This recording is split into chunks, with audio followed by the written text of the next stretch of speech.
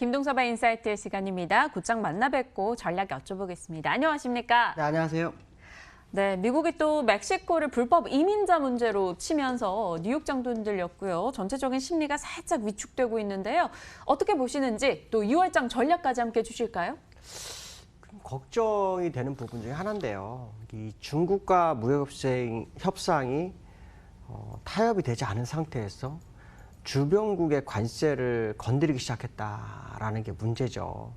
이 관세를 또 건드리게 되면 결국 미국은 코너에 몰립니다. 그러니까 하나가 협상이 마무리되고 그걸 바탕으로 진행을 해야 되는데 멕시코를 건드리면서 주변국 확산에 대한 부담감이 일단 미국 시장에서 나온 것 같습니다. 그래서 지난주에 1.4% 정도 하락을 했죠. 그러면서 이 월봉이 장대 음봉으로 마감을 합니다. 지난번에도 한번 그 말씀을 드렸지만 이 자리가 20월선을 깨트리고 끝났어요. 근데 과거에 20월선을 깨트렸다가 바로 올랐던 시점이 한 번 있었죠. 그 시점이 작년 연말 그리고 올 초 1월과 작년 12월 이 두 개의 음봉과 양봉이었거든요. 근데 한 4개월 지난 다음에 다시 또 장대 음봉이 나왔는데 그게 또 20일선을 붕괴하는 음봉이었다는 거죠. 그러니까 두 번째 내려왔기 때문에 두 번째에서의 지지력을 믿어야 되느냐에 대한 생각을 좀 갖게 되죠. 그래서 이번 달이 되게 중요할 것 같습니다. 뭐냐면 기술적으로 헤드앤숄더를 완성을 완벽하게 하는 건지 아니면 또 이것처럼 장대 양봉으로 세울지는 봐야겠지만 중요한 건 미국에서 장대 양봉 올릴 만한 재료가 없다는 거죠. 특히 장대 음봉에서 20월선에서 아랫꼬리가 계속 생기다가 그게 딱 무너졌는데 그게 신규 재료라는 거죠. 묵혀진 재료가 아니라 신규 재료가 다시 등장하면서 했다라는 거.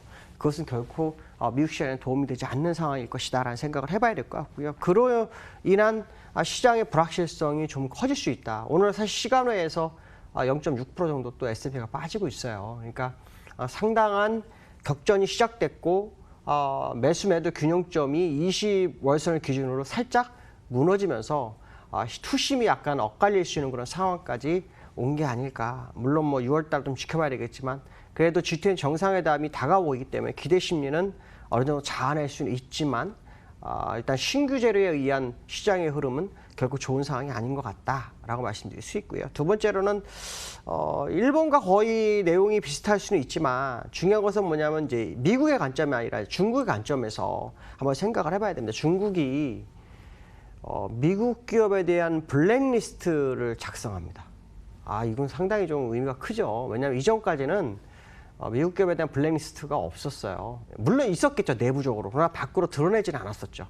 그러면서 블랙리스트를 작성하면서 이제 페덱스라는 기업을 건드립니다. 그러니까 미국이 중국 하웨이를 건드리니까 중국이 페덱스 정조준을 했어요. 문제는 뭐냐면 이 한 기업이 아니라 리스트가 작성됐다라는 거에 대한 부분이 굉장히 크죠. 특히 6월 1일부터 650억 달러 관세가 물리기 시작하는 게 지금 중국 입장이니까 그렇다면 결국 격화된 미국과 중국의 모습이다라는 생각인데 참 재미난 거는요. 중국이 안 빠집니다. 이건 도대체 뭘까요? 아마 얼마 전에 MSCI 편입 때문에 들어오는 자금이 방어하는 것이 아닐까 뭐 그런 생각이 들겠지만 적어도 우리가 마지노로서 볼 수 있는 것은 이제 아까 말씀하신 G20 정상회담까지입니다. 그러니까 그때가 넘어서기 시작하면은 이게 확전이 어마어마하게 진행될 수 있기 때문에 그 전에는 뭔가 시장에서 답을 좀 줘야 돼요. 답을 주지 않으면 굉장히 어렵게 된다. 특히 미국 입장에서는 중국과 협상이 아직 되지 않은 상태에서 또 다른 나라와의 교전이 시작됐다라는 것은 시장의 굉장히 불확실성을 확장시키는 그런 상황이 아닐까라는 생각을 해봐야 될 것 같고요. 중국 차트는 참 재미납니다. 중국 차트는 20월선이 안 무너졌어요. 미국보다는 오히려 강세입니다. 물론 미국은 이 꼭대기에 있기 때문에 좀 차이점이 있지만 중국은 바닥에서 올라오면서 장대 양봉 후에 다시 장대 양봉 절반 약간 못 미친 상태에서 아랫꼬리가 생기면서 버티고 있거든요. 이 이유까지는 솔직히 잘 모르겠어요.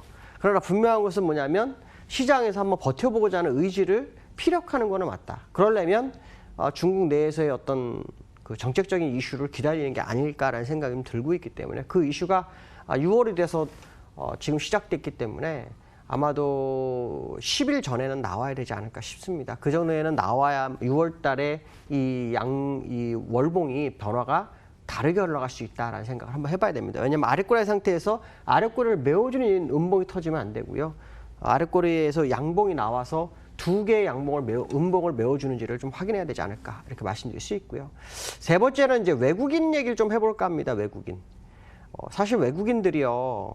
지난주에 이틀 연속으로 매수를 했어요. 그래서 오늘도 지금 보니까 거래소 1,100억을 샀고 비차익 1,700억을 삽니다.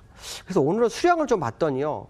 이틀 매수할 때는 수량도 매수가 많았는데 오늘은 매도입니다. 막판까지 가봐야 되겠지만 비차익에서 600만 주 매도하고요. 실제로는 한 180만 원 정도 매도하고 있습니다. 그렇다면 지금 현재 상황에서 봤을 때 외국인들의 기환이 어떤 이유일까 이런 생각을 해봐야 되겠죠.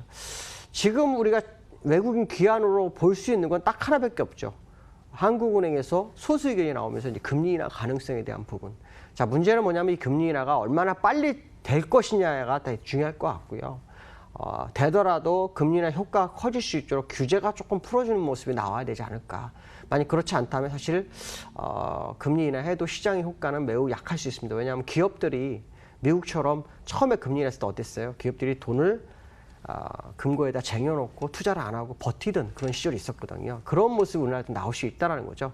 그러나 중요한 것은 뭐냐면 외국인들의 귀환의 관전 포인트는 뭘까에 대한 부분을 본다면 현재로는 금리 인하 정도가 포인트로 잡힌다. 이렇게 말씀드릴 수 있을 것 같습니다. 오늘 여기까지 하겠습니다. 감사합니다.